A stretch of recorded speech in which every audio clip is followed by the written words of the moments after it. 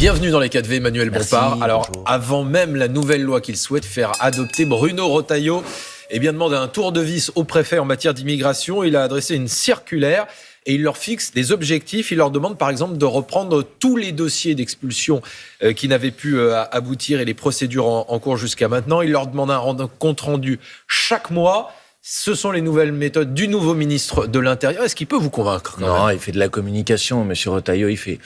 Il bombe le torse, il le fait beaucoup. Et puis, à la fin, on se rend compte qu'en vérité, à part demander aux préfets de faire leur travail, il n'a rien d'autre à proposer sur le sujet. Il l'a fait, par exemple, sur le Maroc. Vous savez, il y a une délégation du président de la République et d'un certain nombre de membres du gouvernement qui est au Maroc. Il a dit, vous allez voir ce que vous allez voir. On va créer les conditions pour obtenir plus rapidement des laissez-passer consulaires. Il a déjà plié, puisqu'il a dit, oui, il faut qu'on travaille à la fluidité de tout ça.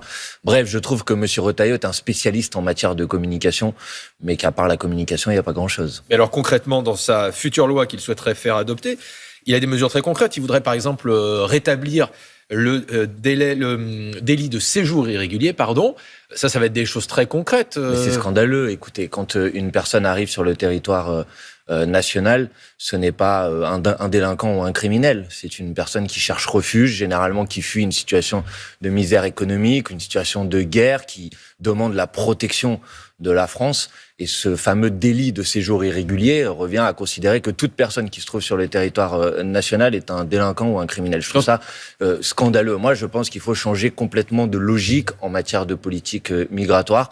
Arrêter de pointer du doigt les gens qui viennent parce qu'ils partent et qu'ils fuient une situation de misère et se poser plutôt la question de savoir comment ils n'ont pas besoin de partir, tout simplement. Et c'est le sujet sur lequel on n'entend jamais, monsieur Retailleau. Vous souhaitez-vous régulariser toutes les personnes qui sont sans papier? Moi, je souhaite régulariser, c'est le programme du nouveau Front Populaire, l'ensemble des travailleuses et des travailleurs sans papier, c'est-à-dire l'ensemble des personnes qui sont indispensables aujourd'hui à la vie de la nation, qui occupent un emploi, un travail, d'ailleurs sur lesquels il faudrait arrêter de les pointer du doigt, plutôt les remercier, parce que vous les connaissez comme moi, vous les voyez souvent le matin dans les métiers, les emplois les plus pénibles.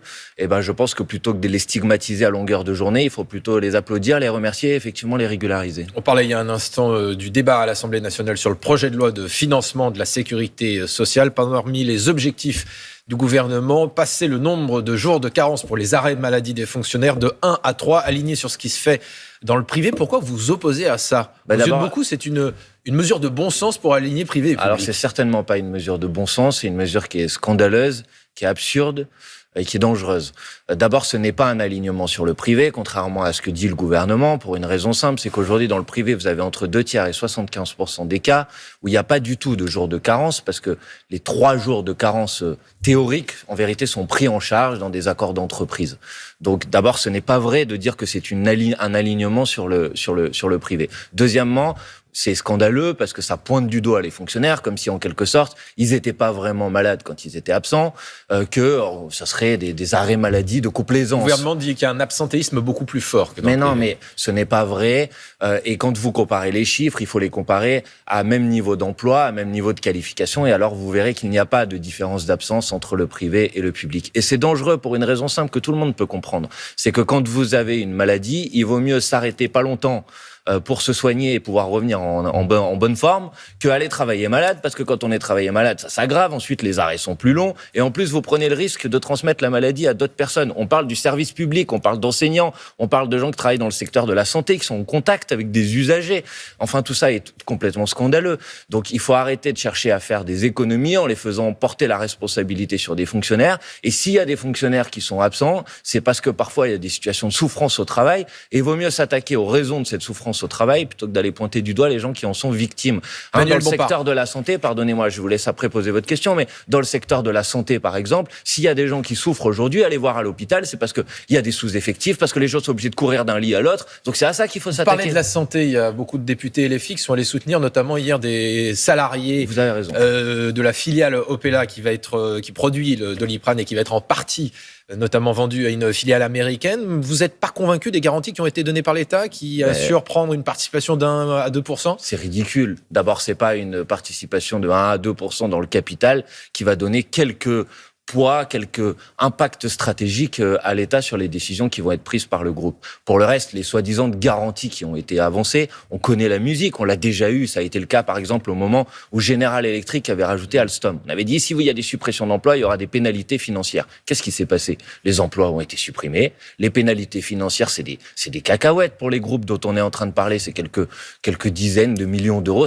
Ça ne représente rien par rapport à la rentabilité de ces opérations juteuses financières. Donc non, ces garanties n'apportent rien. Ce qu'il faut faire, de mon point de vue, c'est aller vers la nationalisation de cette filiale. On a besoin de continuer à produire ces médicaments-là en France. Manuel Bompard. C'est un intérêt vital pour la nation. Une deuxième journée de solidarité en clair. Supprimer un jour férié pour financer les EHPAD. Question courte, réponse courte. Bonne ou mauvaise idée? Mais mauvaise idée, c'est toujours la même chose. On veut faire payer aux gens. Moi, je vous fais une autre proposition. On pourrait faire une journée de solidarité sans dividendes. Ce jour-là, toutes les dividendes qui sont versés aux actionnaires, ils viendraient dans les caisses de l'État. Parce que là, il y a de l'argent à prendre. Alors plus largement, le budget, là on parlait du budget de la sécurité sociale, mais le budget sera rediscuté la semaine prochaine à l'Assemblée nationale. Il revient dans le débat. On ne voit pas comment Michel Barnier pourrait ne pas utiliser finalement le 49.3. Si 49.3, est-ce que ça vous confirmez que vous déposerez une motion de censure? Bien sûr.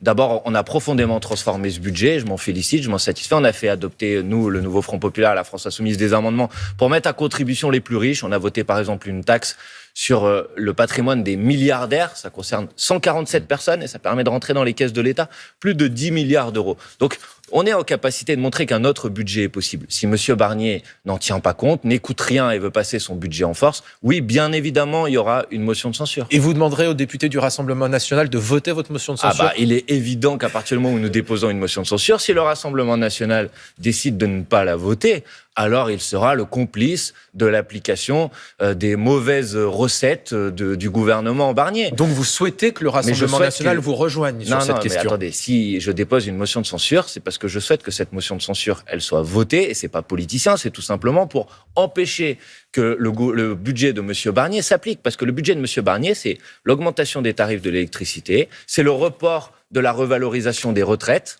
Au lieu qu'elle soit revalorisée au 1er janvier, elle serait revalorisée au 1er juillet. C'est 4000 postes d'enseignants en moins, alors qu'on a besoin de professeurs à l'éducation nationale aujourd'hui. Donc si le Rassemblement national décide de ne pas voter une motion de censure, alors il sera complice de l'application et de la mise en œuvre de cette politique qui va beaucoup faire souffrir les Françaises et les Français. Manuel Bompard, Jean-Luc Mélenchon a aujourd'hui les honneurs du journal Libération qui lui consacre sa une et explique qu'il est en train, ni plus ni moins, de préparer sa prochaine candidature à l'élection présidentielle. Est-ce que vous nous confirmez que pour la France insoumise, ça ne fait aucun doute, votre prochain candidat s'appelle Jean-Luc Mélenchon? Alors, d'abord, Libération fait effectivement un dossier aujourd'hui sur Jean-Luc Mélenchon. Je ne sais pas quand va avoir lieu la prochaine élection présidentielle. Elle peut avoir lieu en 2027, elle peut avoir lieu plus tôt. Moi, je dis la même chose que j'ai toujours dit. Il me semble évident que si cette élection présidentielle a lieu dans quelques semaines ou dans quelques mois, je pense qu'effectivement, Jean-Luc Mélenchon est aujourd'hui la personnalité à la France insoumise la mieux placée pour nous représenter dans cette élection.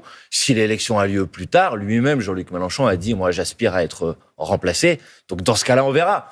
Mais pour l'instant, nous travaillons pour essayer de faire en sorte que le budget de M. Barnier, qui va créer beaucoup de souffrance dans le pays, ne puisse pas être adopté, que le gouvernement de M. Barnier soit renversé, qu'une autre politique puisse être mise en œuvre. C'est ça la priorité. Et la priorité, c'est de faire en sorte qu'on ouvre un nouveau chemin pour notre pays qui a déjà beaucoup souffert de la politique de M. Macron et maintenant de M. Barnier. Il faut changer tout ça. Et changer tout ça, ça passe par le fait de renverser ce gouvernement, c'est la priorité. De destituer ou de faire démissionner le président de la République, pourquoi pas? Parce qu'on voit bien qu'Emmanuel Macron est directement responsable de la situation qu'on connaît aujourd'hui. Manuel Bompard, il n'y aura pas de publicité dans les gares pour le livre de Jordan Bardella. La régie publicitaire qui gère cela a expliqué que c'était contraire au principe de neutralité. Le patron du RN dénonce, je cite, une censure sous la pression de syndicats d'extrême gauche, même si vous le combattez dans les idées. Est-ce que vous trouvez ça normal? Alors d'abord, moi je le combats dans les idées, c'est certain. Maintenant, moi, j'ai cru comprendre qu'il y avait dans cette régie publicitaire, et que ça n'a rien à voir avec les syndicats de la SNCF, qui avaient des règles sur la publicité dans les gares et que c'était ces règles qui étaient appliquées. Vous semble juste ces règles? Je ne sais pas, mais c'est pas moi qui les ai définies. C'est manifestement cette régie publicitaire. Et j'imagine que s'il y a des règles, elles s'appliquent à tout le monde, à M. Bardella comme à qui que ce soit d'autre, quelle que soit son étiquette politique. M. Bompard, s'il écrivait un livre demain. Jean-Luc Mélenchon a écrit beaucoup de livres. D'ailleurs, vous écriviez un livre. Ou moi. Et généralement, d'ailleurs, il a beaucoup plus de succès que M. Bardella. Merci, Manuel Bompard. Merci à vous. C'est à vous, Lucie et Samuel.